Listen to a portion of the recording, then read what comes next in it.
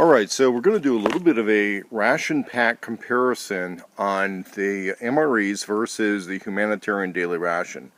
Now, a friend of mine has been able to get some of these Humanitarian Daily Rations legally and lawfully from govplanet.com. I believe it was GovPlanet. We'll double check that website, but it's basically U.S. government surplus.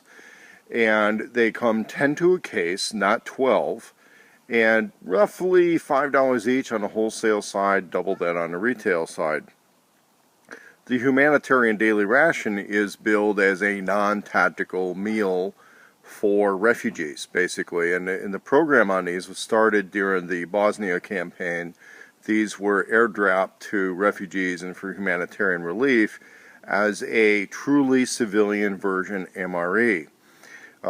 To the right is a regular current issue MRE, and we're going to start going item by item. Now, one of the things to understand is that the regular current issue MRE meal plan is that you have 1 to 3 MREs per day. Now, for U.S. military personnel, the meal is part of the pay, so they owe you 3 meals a day. On weekends, they could say that if you're on off-duty status, they owe you 2 meals a day. So what's going to happen, and you'll have to excuse the cat meowing here in the background, is that in an operational environment, they owe you 3 meals a day. Now, a lot of times they're going to get you only 2. You have the right to ask for an MRE if you're on government operations. The flip side of this is that the MRE can go up to a $4,500 calorie a day diet. And if you look in Wikipedia what the diet recommendations were since World War II, they remain unchanged. Refugees and prisoners can be down to a 2,000 calorie per day diet. A lot of school lunches are also based on a 2,000 calorie per day diet. That is not for physically active people. Okay, combat rations, hard labor rations are a higher ration. So when you look at these things, the daily refugee ration is a fairly large ration because it's over 2,000 calories in this one package. The MRE may be somewhere in a 1,600 to 1,800 calorie range, sometimes a few are down to 1,200 calories. The other thing you're going to see is some differences in the contents. Now, this is labeled in English and Spanish. It's going to have the U.S. flag on it. It's also going to say that food gift from the people of the United States of America. Well, this is very, very important because in the third world environment, these are supposed to be a food gift from the United States, which meant they're not supposed to be sold. So if you see them on the markets in Mogadishu or something like that, the U.S. government may consider that stolen property, confiscate it, give it to starving people. If it's been bought or sold through GovPlanet domestically in the United States, then it's it's legitimate merchandise. But in the third world refugee environment, this is considered a gift from the United States. It is not property of the foreign government. It is given to the people for them to eat. It is not given to the foreign government for them to sell to the people. That's one of the interesting things you need to understand about this.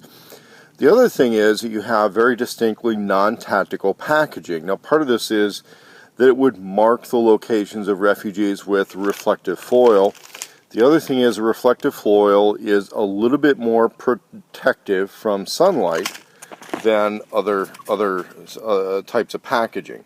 It is obviously less tactical. Would it have other uses? Hard to say, but if you have an accumulation of these, you would be able to use these, let's say, for signaling or something like that, to make it more visible. And in theory, if the supplies are being airdropped in and you've got large concentrations of the reflective stuff, it would be more visible from the air.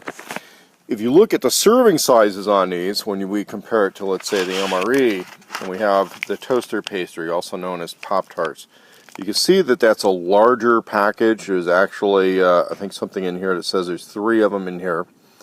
2 or 3 of the Pop-Tarts. If we look in the toaster pastry here, I believe you only get 1, and the MRE. But again, the humanitarian ration is labeled as a daily ration. We've got the fig bar, we've got some crackers, we've got the, what do we call this, shortbread cookie, some peanut butter and jelly, and then two vegetarian, kosher, halal type dishes. So herb rice and beans and rice and tomato sauce. Kind of vanilla on that. So if you are a survivalist and you're looking at the Humanitarian Daily Ration as a basis for your food storage, or at least, let's say, a bug-out food storage, you want to consider adding meat to this. You want to consider some other type of a dish, some other type of food that you would pick up at the grocery store, add meat to this. The other thing is that this can serve as a basis for food production, hunting, gathering type stuff. If you have a garden production or something like that, this would act as a food supplement and you would stretch it further. I could tell you that this is almost a starvation level, but compared to the Augustin Farms or Wise Food type stuff, one of your advantages of this is you're not also having to store large amounts of water. The food is ready to eat, so which means if it gets airdropped in or you pull it out of the storage or whatever, you pull it out, you start eating it, just like with an MRE. Other differences you're going to see is that the accessory pack on the MRE is a little bit more extensive. I believe it's going to contain coffee, which the civilian version will not. The refugee version generally does not have tea or coffee. The MRE does. The MRE has a Lexan spoon. It's kind of a heavy-duty spoon. This one is different. It's longer and thinner because some of the entrees are a little bit larger, so you can reach deeper into the package and maybe have some other uses for it. I don't know. Granola bars, or this is actually just a straight up granola. The entrees look to me pretty comparable. Okay. Your main difference is that the MRE is going to involve pork. If they want, if it's one of the menus that has that, there are vegetarian MREs. There are chicken and beef MREs. Occasionally, you'll get some that involve fish, but they tend not to store well, so they've been mostly phased out. So you may have pork in something that the U.S. troops are going to eat. The cracker packaging, if I'm not mistaken, is about the same, or we look at this very carefully, might be slightly smaller, it's about the same.